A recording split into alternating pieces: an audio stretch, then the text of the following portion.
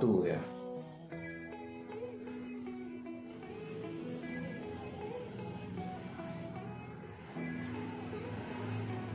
Oke. Mata kuliah yang akan kita pelajari ini diberi nama bahasa hukum. Bahasa hukum ini membahas bahasa hukum meliputi bahasa Indonesia, bahasa Inggris, serta bahasa Belanda ya. Selain itu juga menyajikan jenis atau bentuk ciri khas bahasa hukum, khususnya bahasa yang terdapat di dalam peraturan perundang-undangan.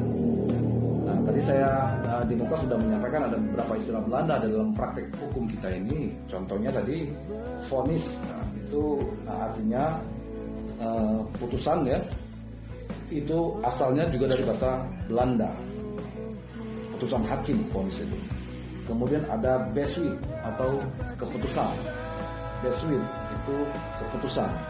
Lalu ada beleid seperti itu juga berasal dari bahasa Belanda yang artinya aturan. Kemudian ada istilahnya verdachten. Kalau dalam hukum pidana ada verdachten, artinya tersangka begitu. Nah, kalau dalam praktek hukum perdata tadi kita sudah berbicara ada perbuatan melawan hukum seperti itu yang disebut dengan Onrecht mati gedang. Nah, itu perbuatan melawan hukum dalam istilah Belandanya.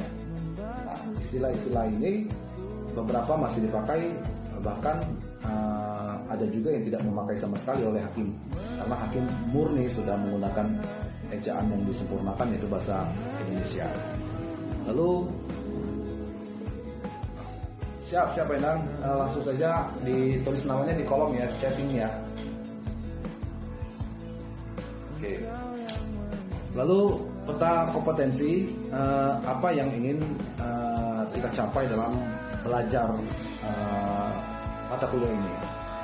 Pertama, di modul 1 ini adalah kita bisa mengetahui ejaan dan kata dalam bahasa Belanda. Kita mengetahui ejaan dan kata dalam bahasa Belanda. Nah, tujuan akhirnya adalah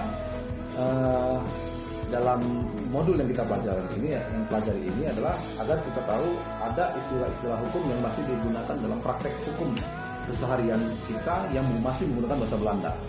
Jadi belajar mata kuliah ini bukan berarti kita harus bisa conversation istilah bahasa Indonesia, bercakap dengan teman menggunakan bahasa Belanda, bukan itu. Tetapi kalau Bapak dan Ibu ingin mempelajari lebih dalam, itu akan jauh lebih baik, kan? Karena saat ini dengan teknologi yang semakin canggih, ada namanya YouTube, ada yang namanya Google Translate, kita bisa mudah memahami apa itu bahasa asing, tidak terkecuali bahasa Belanda. Tinggal kita lagi yang harus berjuang, misalnya menghafal kata-katanya, menghafal kosakatanya begitu, kemudian mempraktekkannya sehari-hari. Karena kalau hafal saja terus kita tidak praktekkan, ya percuma juga, kita akan lupa juga. Tidak hanya bahasa Belanda, bahasa Inggris saja mungkin kita sudah lupa sekarang ini karena kita jarang mempraktekkannya dalam kehidupan keseharian kita. Nah, sebagai pendahuluan, setiap masyarakat itu mempunyai bahasa yang digunakan untuk berbagai kepentingan. Bahasa Belanda merupakan salah satu bahasa asing yang mempunyai ejaan yang dalam perkembangannya disesuaikan dengan kebutuhan masyarakat.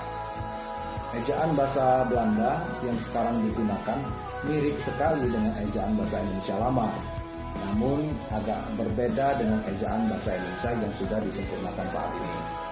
Banyak kata serapan dari bahasa Belanda yang digunakan dalam bahasa Indonesia. Contoh, di hukum pidana dulu kita belajar istilah straf, gitu kan.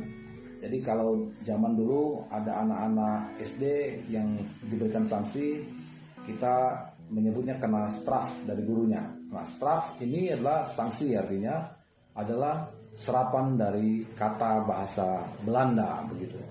Oleh karena itu, mempelajari bahasa Belanda bukan merupakan hal yang serius dan masalah yang berat, bukan masalah yang berat, asalkan mau bekerja keras dan sungguh-sungguh. Tinggal kitanya lagi mau memperdalami aja atau hanya ingin sepintas selalu saja, karena di hukum juga yang digunakan kan bahasa Belanda pasif ya, karena tulisan-tulisan bukan aktif begitu. Setelah mempelajari modul 1 ini, secara umum diharapkan mahasiswa dapat menjelaskan ejaan dalam bahasa Belanda dan jenis-jenis kata ya. Ada jenis kata benda, ada jenis kata kerja, ada jenis kata sandang, kata ganti orang gitu kan, maupun kata penghubung, maupun jenis-jenis kata lainnya yang ada dalam bahasa Belanda. Nah, dan secara khusus diharapkan dari pembelajaran ini mahasiswa bisa membaca dan menulis istilah hukum dalam bahasa Belanda. Paling tidak itu dulu, membaca dan menulis istilah hukum dalam bahasa Belanda. Jadi kalau kita ngomong, orang menyebut Wetboek van Strafrecht, oh berarti itu kitab undang-undang hukum pidana. Kalau orang menyebut Burgerlijk Wetboek for Indonesia, berarti itu adalah kitab undang-undang hukum perdata. Kalau ada orang menyebut Herzeni Inland Reglement, maka itu adalah KUHP. Nah, jadi untuk istilah-istilah hukum yang sering digunakan kita tahu. Paling tidak itu ya, dalam mempelajari bahasa Belanda ini ada juga istilah rechtszekerheid, kepastian hukum begitu. Nah, kita yang kayak gitu kita tahu. Kemudian di istilah perdata, kalau ada gugatan perdata, mungkin ada advokat yang menyebutkan istilah agar tergugat membayar dwangsom. Nah, dwangsom ini adalah uang paksa. Ini juga berasal dari bahasa Belanda. Paling tidak istilah-istilah yang seperti ini kita tahu, ya kan? Karena bahasa Belanda yang digunakan di praktek hukum keseharian ini tidak banyak juga. Ya kan, dia bahasa Inggris pasif, hanya sekali-sekali muncul begitu untuk istilah-istilah Belandanya, tidak terus-menerus sifatnya, karena hari ini juga banyak putusan-putusan hakim yang sudah menyampingkan bahasa Belanda, sudah menggunakan bahasa Indonesia murni ya begitu. Tapi paling tidak kita tahu bahwa ini istilah Belanda begitu. Berikutnya adalah ejaan ya.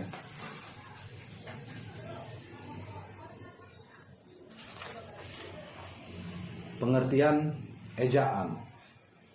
Ejaan dalam bahasa Belanda hampir sama dengan bahasa Indonesia, kecuali ucapan untuk huruf ya.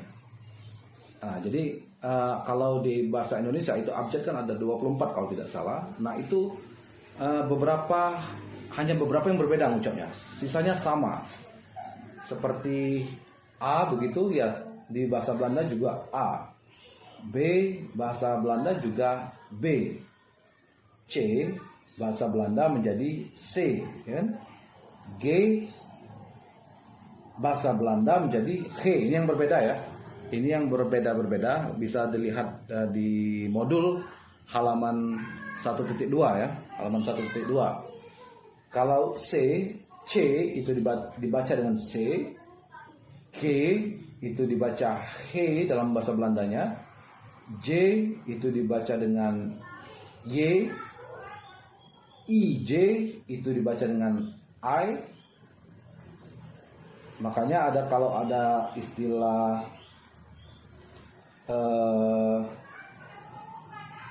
Zekerlik begitu kan, tulisannya Zekerlijk, maka dibaca Zekerlijk. Maka karena I dan J itu adalah A gitu. Kemudian Y juga dibaca I, Q dibaca Q, X dibaca X begitu. Nah, ini ada beberapa contoh kalimat ya, contoh kata gitu. Dengan menggunakan huruf C, maka ini dibaca sentrum, sertifikat, sivil. Nah, C-nya saja yang kita berbeda menyebutnya. Membaca secara keseluruhannya sama. Nah, itu uniknya bahasa Belanda dan bahasa Indonesia ini hampir sama. Jadi ada sentrum, sertifikat sivil. Kalau G ini dibaca G ya. Jadi program, generasi, health, ground, religi. Nah itu untuk huruf G yang dibaca H. Lalu ada huruf J yang dibaca dengan Y. Kalau bahasa Indonesianya ini dibaca jurisdikti. Jurisdikti, maka dia bahasa Belandanya menjadi yurisdiksi karena T ini menjadi C ya. Yurisdiksi. Kalau bahasa Indonesianya adalah juridis, maka bahasa Belandanya menjadi yuridis. Hampir sama ya. Kalau bahasa Indonesianya ini dibaca jurisprudenri, maka bahasa Belandanya menjadi jurisprudenri. Ya, berbeda di huruf J saja. Nah itu contoh huruf J ya. Lalu U tetap dibaca U, yaitu contohnya hur, mur, dur. Nah ini IJ ini dibaca I kan. IJ dibaca I. Tadi saya contohkan zeklik kan. Nah ini dia zeklik, hope like, red like. Nah itu yang berbeda cara pengucapannya ya. Kemudian CH ini dibaca ini muncul reh. Nah, makanya tadi kalau kita belajar hukum perjanjian ada reh mati gedak, perbuatan melawan hukum. Nah ini ada reh, kemudian ada pah, kemudian ada yah karena J ini dibaca Y, yah. Kemudian OE ini dibaca U ya. To stemming, to passen, moeilijk, moeten. Kalau UI dia dibaca at gitu kan. At worden, at loken, jas, at zonder.